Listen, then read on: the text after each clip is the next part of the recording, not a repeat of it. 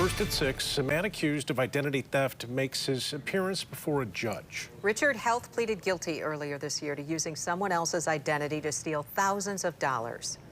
News 8's Joe LaFurgey has more on how easy it is for thieves to steal your identity. Richard Heath sentenced to time served and 36 months probation in the case. Unfortunately, he's a small fish in a really big pond. Sir, are you Richard Heath? Yes, sir.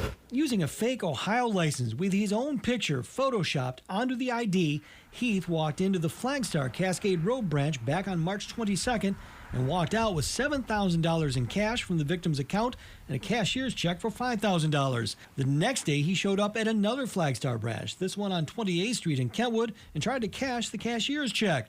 But bank security was on to him. A teller hit the silent alarm, and Kentwood police showed up and arrested Heath.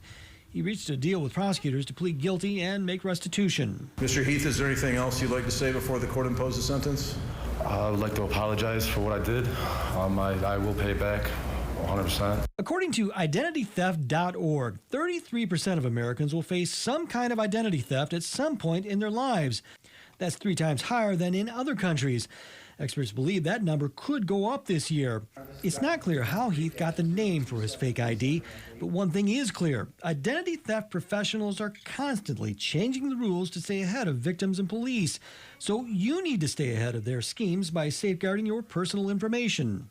That's our social security number. That's our driver's license number. It could even be logins to important sites like your bank account, things like that. Once we lose those personal sensitive information pieces, we don't get them back. The people out to steal your identity are persistent and patient. This is not a quick 20-second click on a link, lose your information. This is maybe drawn out over weeks, months, sometimes years to gain their victims' trust. Just like using a keyboard to get to your information, they know how to get to you in a more personal way. They're not only looking for your information, but they're looking to target you in an emotional sense as well. So they're not only going after money, information, access points. They're trying to get you to feel something.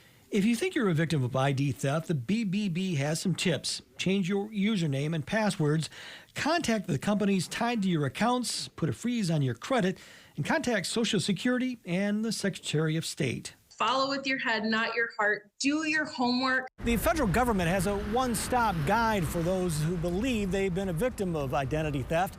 We have a link to identitytheft.gov at woodtv.com. In Grand Rapids, Joe LaFurgey, News 8.